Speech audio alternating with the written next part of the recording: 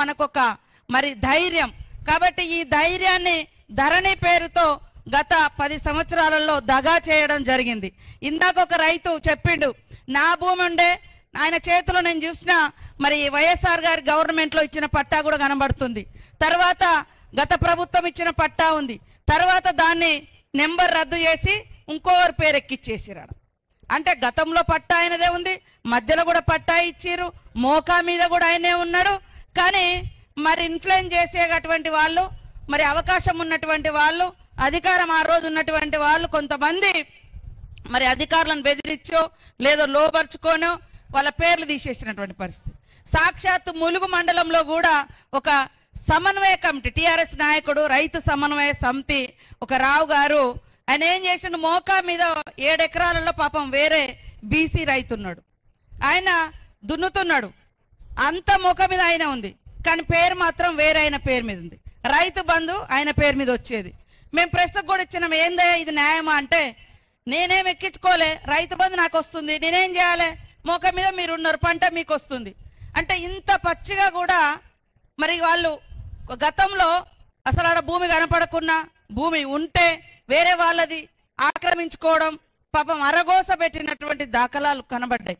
వాటన్నింటినీ చెక్ పెట్టాలనే ఉద్దేశంతో ఈరోజు భూభారతి చట్టాన్ని తీసుకొచ్చి ఎవరైతే అర్హత ఉందో, ఎవరికైతే చెందుతుందో వాళ్ళకే ఈ భూమి దక్కాలనేటువంటి లక్ష్యంతో కొత్త చట్టానికి శ్రీకారం చుట్టినటువంటి సీఎం రేవంత్ రెడ్డి గారికి, పెద్దలు రెవెన్యూ శాఖ మంత్రి పొంగులేటి శ్రీనన్న గారికి మరొక్కసారి ధన్యవాదాలు తెలియజేస్తా ఉన్నాను.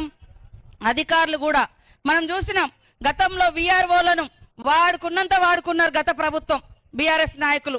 ఎక్కడంటే అక్కడ వీళ్ళ భూమి వాళ్ళ పేరు మీద ఎక్కించుకున్నారు, వాళ్ళవి వీళ్ళకి ఎక్కించారు.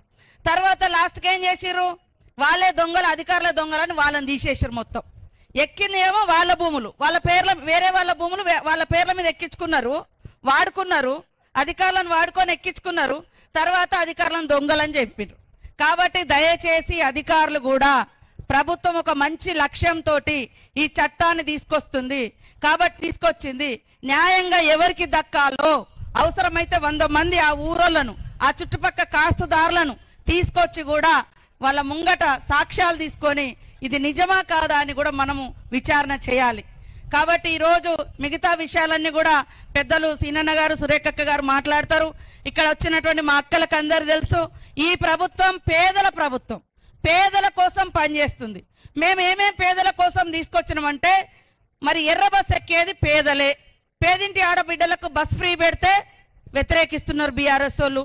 పేదింటి బిడ్డలు కూడా సన్నబియ్యం తినాలని సన్నబియ్యం పంపిణీ చేస్తే వాళ్ళ కళ్ళలో నిప్పులు పోసుకుంటున్నారు. పేదింటి గుడిసెళ్లలో ఉచితంగా ఇళ్లలో కరెంట్ ఇస్తే అది తప్పు అంటారు. మరి రాష్ట్రంలో దేశంలో ఎక్కలేని విధంగా 500 గ్యాస్ కనెక్షన్ ఇస్తున్నాం, గ్యాస్ సిలిండర్ ఇస్తున్నాం, అది కూడా తట్టుకోలేకపోతున్నారు. 10 ఏళ్లలో ఎంతమందికి వెంకటాపురం మండలంలో ఇండ్లు వచ్చినాయో ఒక్కసారి ఆలోచించండి. ఈ రోజు మరి పెద్ద ఎత్తున ఇల్లు కూడా శాంక్షన్ అయిన, నిన్న మొన్న ఫైనల్ కూడా చేయడం జరిగింది. ముఖ్యమంత్రి గారు, మంత్రి గారు, మరి రెవెన్యూ మన ఇందిరమ్మ ఇల్లు కూడా ఇచ్చేటువంటి హౌసింగ్ మంత్రి గారు కూడా మన ఇన్ఛార్జ్ మంత్రి పొంగులేటి సీనన్న గారే.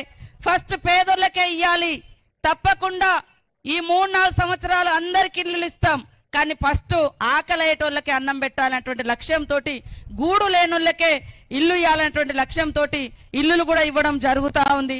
రైతు పంట పండిస్తే బోనస్ ఇచ్చడం జరుగుతూ ఉంది. రైతు రుణమాఫీ చేయడం జరిగింది.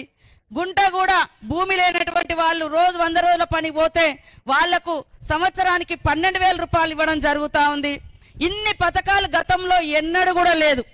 ఇవాళ నీ భూమే కాదా తెలియదు, నీ భూమి ఇంకోటి పట్టా చేసుకుంటే చాలు, వాళ్ళ 100 ఎకరాలున్నా 500 ఎకరాలున్నా వాళ్ళ ఖాతాలలో రైతు బంధు వేసినమనేది, కానీ ఒరిజినల్ గా మోకా మీద ఎవరున్నారో కూడా వాళ్ళు బయటకు తీయలే.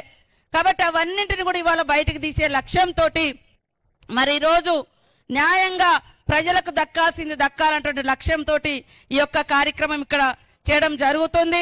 ఖచ్చితంగా కాంగ్రెస్ ప్రభుత్వం అంటేనే పేదల ప్రభుత్వం, పేదల సంక్షేమం గురించి ఆలోచించే ప్రభుత్వం. అధికారానికి వచ్చిన సంవత్సరంలోనే 59,000 మందికి ఉద్యోగాలు ఇచ్చినాం. వెంకటాపురంలో కూడా వచ్చినాయి. ఊరూర్ల 5, 4, 3 దాదాపుగా ములుగు జిల్లాలో 400 మందికి ఉద్యోగాలు వచ్చినాయి. పోలీసు కానీ, కానిస్టేబుల్, ఇతర టీచర్స్ కానీ, ఇతర కానీ. గతంలో ఉద్యోగాలు కూడా లేవు. మా అక్కలకు గతంలో పావులా వడ్డీ అని చెప్పారు, 3,500 ఎగ్గొట్టిపోయారు వాళ్ళు. 3,500 కోట్లు ఇయ్యలేదు వడ్డీ మీ డబ్బులు. కానీ ఈరోజు మొన్ననే మేము వడ్డీ డబ్బులు కూడా మీకు వడ్డీ లేని రుణాలు కూడా ఇవ్వడం జరుగుతా ఉంది. మహిళలకు బస్సులలో ప్రయాణం చేయడం కాదు, బస్సు మీద హక్కు ఇచ్చినాం ఉచితంగా. మరి సోలార్ విద్యుత్ ఇస్తా ఉన్నాం. ఇక్కడే కోళ్ళ ఫార్మ్స్ పెట్టుకున్నారు, గేదెల ఫామ్లు పెట్టుకున్నారు.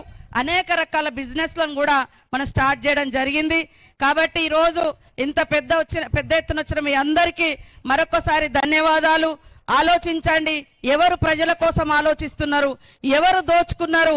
ఒక్క ధరణి పేరు మీద వేలాది ఎకరాలు కొన్ని కుటుంబాలు, అధికారంలో ఉన్నటువంటి ఆనాటి అధికార పార్టీ నాయకులు ఎట్లా ఆక్రమించుకున్నారో తొందరలోనే ఒక్కొక్కటి బయటికి వస్తుందని కూడా ఈ సందర్భంగా తెలియజేస్తూ ఈ కార్యక్రమాన్ని మంచిగా నిర్వహించినటువంటి కలెక్టర్ గారు, ఇతర అధికారులకు, అశేషంగా తరలి వచ్చిన మా సోదరులకు, సోదరిమణులకు అందరికీ కూడా పేరు పేరున హృదయపూర్వక నమస్కారాలు, ధన్యవాదాలు. జై రైతన్న, జై రైతన్న, జై రైతన్న. ధన్యవాదాలు మేడం. ప్రభుత్వ ఉద్దేశాన్ని, గతంలో జరిగిన పొరపాట్లను క్షుణ్ణంగా మన ముందుంచారు.